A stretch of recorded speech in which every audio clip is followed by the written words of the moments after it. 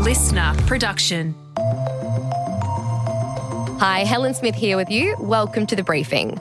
Some are saying the bush is back after Kim Kardashian released a faux micro-string thong, or a full bush thong, worth $70 that sold out almost instantly. I think that there is a bit of uncertainty at the moment about whether we can say all hail the bush is back, or if there is something a bit more insidious going on with beauty marketing that I think, we're all too familiar with. That's coming up in the second half of this episode. First, though, let's get into the headlines with Chris Spiro. It's Friday, the 24th of October. Hey Helen, and to you listening. More than 40,000 Australians have overpaid their Centrelink debt, some by more than $20,000, it's been revealed. Peak community legal group Economic Justice Australia has told The Guardian that while some of the overpayments are in the tens of thousands, others are sitting on just $1, while the average is sitting around $5,000. The group saying it's related to things like staff training. It comes after hundreds of thousands of people had their payments illegally cancelled by Centrelink, resulting in several reviews, concluding the welfare system is not working legally, with the government announcing plans to undertake at least 3 remediation processes for separate issues within Services Australia, including the robo-debt class action, income apportionment and overpaid debts. A spokesperson for Services Australia says there were various reasons for the overpayments occurring, including customers not cancelling automatic payments such as BPay, customers who paid back debts that were later reduced following a review, or Centrelink not being able to contact the customers. Centrelink says they are contacting impacted customers and that there's nothing people need to do right now. Now, it's really easy to get a debt from Centrelink. One of the most common reasons that you're given a debt from Services Australia is by them overpaying you. And this actually happened a lot during COVID with the JobKeeper payments, especially if, you're overpaid for a couple of weeks. You can easily rack up a debt of a couple of $1,000s. And these repayments can be missed because they can be set up to come out of your account from as little as $10 a fortnight. Overseas now, where Ukraine's President Volodymyr Zelenskyy has welcomed Donald Trump's new sanctions on Russia's top oil companies. American sanctions are also very important. This is a good signal to other countries in the world to join the sanctions and continue until Putin will stop this war. That's him speaking to reporters while attending a European Union meeting in Brussels, where he's urging the EU to release billions of euros in frozen Russian assets to help fund Ukraine's defence against Russian attacks. If approved, the loan worth around 249 billion Australian dollars would build on international efforts pressuring Russia to negotiate an end to the war with Ukraine.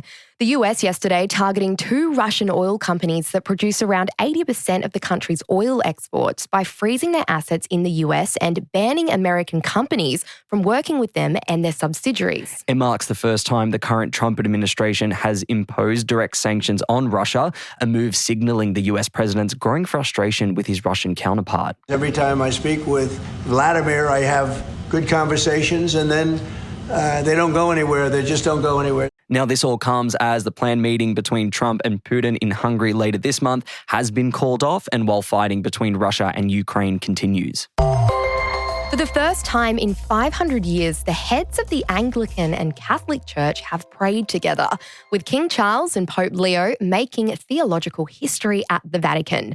The pair prayed together overnight in the Sistine Chapel as part of a planned visit by King Charles and Queen Camilla. And a little history lesson here. The Church of England actually broke away from the Catholic Church during the 16th century and became its own branch of Christianity. So this meeting was seen as a very largely symbolic display of unity between the two. A spokesperson for King Charles says the meeting, which coincides with the papal jubilee that's traditionally marked every 25 years, was a testament to shared faith in a time of conflict, division and tyranny. And the timing of this is also giving the royals a lot of nice positive PR, as Virginia Giuffre's book Nobody's Girl that just came out reports that Prince Andrew and his wife, the Duchess of York, maintained contact with Jeffrey Epstein after his conviction for soliciting prostitution from a minor. And yeah, of course, like you mentioned, Helen, this is all positive PR. This is a good kind of distraction that I'm assuming the royal family would be welcoming today. But Helen, there was something else that caught your eye, and it wasn't about history in the making. It was all to do with Queen Camilla's outfit. Yeah, well, as it turns out, there is actually a little bit of history with it. And at first I thought, why is she wearing a black veil? Is she going to a funeral? What is going on here? But apparently she was actually aligning with tradition by wearing black to meet the Pope. And it comes nearly 65 years after Queen Elizabeth's own historic visit, where she also wore black in line with protocol and this black veil that kind of makes them look like a bride in a sense. But the veil is also part of this protocol where they're meant to wear a silk or lace veil or shawl over their head. Now, the reason why black as well is because only queens or princesses of Catholic countries can wear white to meet the Pope, which is called the privilege of the white. Well, there you go. Back home now, where our eSafety Commissioner says she's fine with tech giants pulling their services from Australia over our online safety laws. Julie Inman-Grant's comments come after the Commission issued legal notices to 4 popular AI chatbot creators, asking them to explain how they're protecting children from a range of harms, including sexually explicit conversations and suicidal ideation. The notices were given to the owners of Character AI, Nomi, Chai and Chub AI, threatening them with fines of up to $825,000 for each day they don't respond. Now, why these chatbots? Well, when it comes to Character AI, it's the company being sued in the US after a 14-year-old boy died by suicide after developing a dependent relationship with it. For Chubb, the eSafety Commissioner says there are reports of it encouraging young Australians to engage in sexual behaviours with their family pets, siblings and inanimate objects. And as for Nomi, this is the AI known to have provided instructions for self-harm, sexual violence, terrorism and child abuse. Yeah, and the eSafety Commissioner says she expects at least one of the 4 to not respond to their demands and pull their services from Australia as a result, something she reckons would be a great outcome regardless. And the annual migration of tens of millions of crabs has begun on Christmas Island, closing roads and creating a sea of red crustaceans. It happens every summer when around 100 million crabs make their way down to the beaches to lay their eggs, with the crabs seeking shade in the middle of the day and making the dash to the shores during the early morning and the late afternoons. Now, the female crabs are all expected to release their spawn into the ocean at high tide on either November 14th or November 15th. Mark your calendars. Mark your calendars.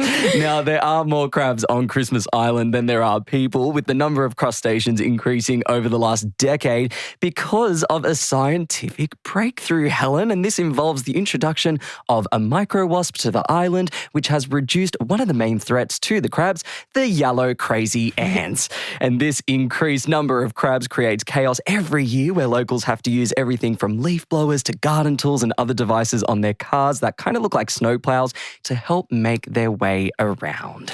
It is such a sight to be seen. I love these little crabs. But that brings our headlines to a close for today. Coming up is my deep dive on the bush. Is the bush back? Has Kim Kardashian got anything to do with it? Or are we never really going to be done being hairless? Have a listen to that coming up next.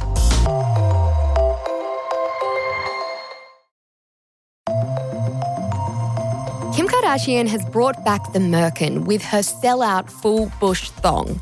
Now, a merkin is a public wig or hairpiece for the pubic area, and it's been around for hundreds of years. So is Kim Kardashian trying to bring back the bush in a world where the hair removal industry is worth billions? And what does this full bush thong say about our obsession with body hair and the conversations around pubic hair politics, especially when it comes to women? Dr Esme Louise James is an educational content creator. Esme, what's the purpose of a merkin and what does Kim Kardashian have to do with them? So a merkin is essentially a wig for your pubic area. And Kim Kardashian comes into the conversation because whether she's realized it or not, she's actually reinvented the merkin. Merkins have existed since the 1400s. And all of a sudden, Kim Kardashian has just released from her brand Skims a line of faux hair micro string thongs, which are essentially tiny little thongs adorned with fake pubic hair. And they come in 12 different colour variations and hair textures as well. So you can really customise your merkin to whatever suits your desires. And what was the purpose of a merkin back in the day? They essentially came out because of necessity. It was an item that was used for a variety of things. So when it came out in this early modern period, Europe was seeing its biggest syphilis epidemic, what we know now as the Great Pox, and it very much swept Europe. Syphilis was very different to how we know it today, and it led to widespread death and also deformities of the body. It could cause even peeling away of the skin in various areas, such as the face and lower regions. The merkins essentially came around to cover up sores in your downstairs area, to mask signs of disease, and they could even be used to conceal the scents of these rotting flesh, essentially. You could powder your merkin with lavender powder to kind of mask the scent of unpleasant signs of the disease. So with that said, the Skims line of this full bush thong sold out pretty quickly. Now, we're in a very different era, and there didn't seem like there was a big demand for the merkin. What does this tell us about our shifting attitudes towards body hair? It's very much a case of history going round in cycles, because when the merkin experiences popularity between the 15 to really 1800s, it's kind of political in many ways. You have women who wear merkins to conceal signs of disease, to also, stop the spread of pubic lice. But it's more than that. Many of these, such as pubic lice, could be prevented if women were able to shave, but there was a lot of cultural stigma attached. There was a lot of stigma attached to the idea that if you had a shaved downstairs region, you were perhaps, a woman of vice. It was often associated with disease. So there was a lot of politics there. Now, flash forward to today's world, and I think the re-release of the merkin is still as political in many ways. It's really launched this broader conversation to do with the politics behind body hair, when women are essentially being sold something that is natural to many of our bodies. This kind of commercialization that comes from beauty standards. Like, it would be wonderful to look at this and be like, the age of the bush is back. I think, many women would be excited about it. But I think that there's something a bit more insidious going on. This thong, as you've said, sold out instantly. And many people have asked, was this actually a product that was intended to be released at all? Who actually got their hands on this product? Or was this a kind of vie for virality and almost a bit of a novelty item? And if that's the case, there's something incredibly sad and unempowering about the fact that a natural occurrence in many of our bodies is being used as a bit of a novelty gag.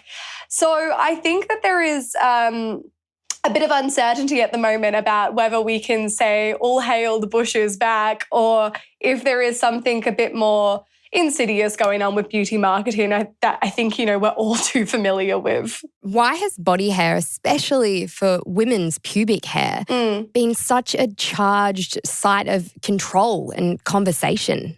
It comes down to a lot of factors. We see a lot of vulnerability and insecurity about the presentation of our downstairs region, and it's very much been weaponized against women for many upon many years. As I said, that there is a historical comparison to when the merkin first appeared, which again was giving a lot of women at the time a sense of insecurity about certain beauty standards and standards of virtue that they were meant to live up to. And the same is so true today. This is really a $1 million upon $1 billion industry when you think about laser and waxing, and then a few years later, the bush is back, and it sets these impossible standards once you have this cycle that you can't keep up with, that you want to keep pouring more money in. I've seen in many comment sections women talking about this, that after throwing thousands of dollars towards laser, we're now being encouraged that, it's lovely to be bushy. And a lot of people in the queer circles as well have been speaking about this, that having a full bush is very much an accepted thing. And they've been villainized for it and mocked. And now Kim Kardashian, who sets the standard for so many beauty products, is marketing it.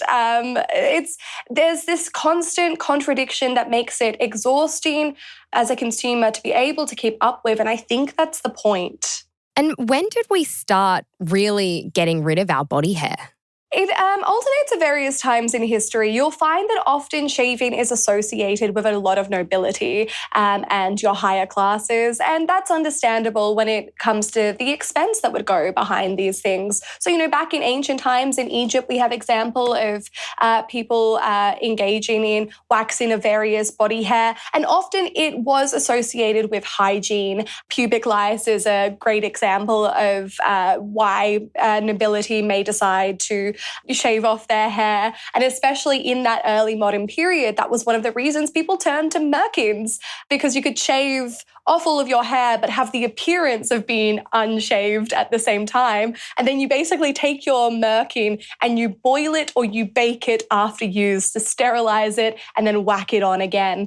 And while we don't have a lot of certain evidence that merkins were used by the elite classes, I think it's fair to say that we can speculate that they definitely would have partaken in this practice. You mentioned this before. Where's the line between something being empowerment and then marketing when it comes to products like the Skims Merkin thong?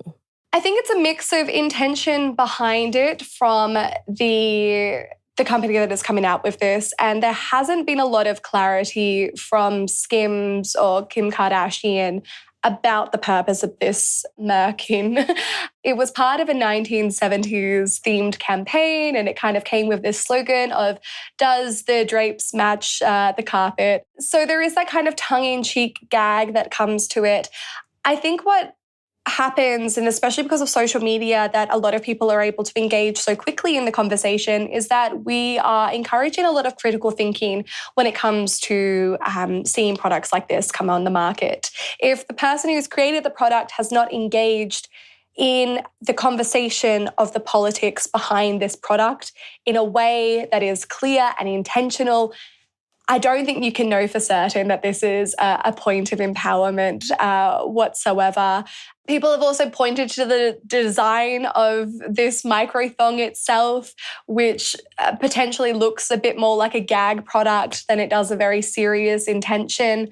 Kim Kardashian fairly recently also came out with the nipple bra, and that also had a lot of controversy and conversation that surrounded it. And, again, while the intention may not have been pure and good, for some women, especially those who've had mastectomies and, are survivors of breast cancer, the nipple bra actually offered a lot of good for them. We recently saw Abby Chatfield posting with collaboration with a razor brand about the goal of bringing back koala ears or the bush to Australian beaches. Now, we're going into summer, and you mentioned before laser hair removal, waxing, it's $1 billion industry. Mm-hmm. Is this an example of Australia just following America's lead? Look, in some ways, yes. In other ways, no. I think figures like Abby Chatfield have done so much to drive forward conversations and difficult topics that really put us at the forefront of being quite open thinkers and also, autonomous thinkers. I loved seeing Abby's post about bringing the koala ears back, because Abby has such a loyal fan base of people who do look up to her, and seeing a figure who is, so large in Australian media, but also, such a beauty symbol. She is one of the beauty symbols in Australian media, celebrating natural body hair, I think is really, really good, especially for young women to get to see, because beach season comes with a whole range of body insecurities coming back to the surface. And I know that I personally could have benefited when I was young, looking at someone like that in the media who, maybe they have stray hair, maybe they have lots of stray hairs. And it really introduces that conversation that this is all about choice and how you like to feel in your own body. And I think Abby Chatfield's campaign was very much about that. It was about choosing whatever way you want your body to look, or your downstairs region is up to you, and you should be empowered by that choice. So I hope that Australia is in many ways leading that conversation. And come on, we've got the nice weather and the beaches. So if anyone can do it, we can. And with all of this said, Esme, do you think we're really done with being hairless? Absolutely not. History is a constant cycle. Unfortunately, I would say from my position as a historian, we'll go about a year or two with celebrating the bush, and a year later we'll be back being told that we need to laser for the greater good. I hope that we can all use this as a moment to have conversations like this to really assure each other that whatever you want with your body should be entirely your choice, up to you. You don't need to listen to what's happening in the fashion market or the beauty industry. You do you. Esme, thank you so much for joining us on The Briefing. Thank you for having me to talk about merkins. That was Dr. Esme Louise James there, an educational content creator. Thanks for listening to this episode of The Briefing. That's it for now. Before you go, though, we'd love it if you could share this ep with someone you think might enjoy it as well. It's a really easy way you can support us here at The Briefing. And you can check us out on Instagram at The Briefing Podcast. I'm Helen Smith. Catch you next time.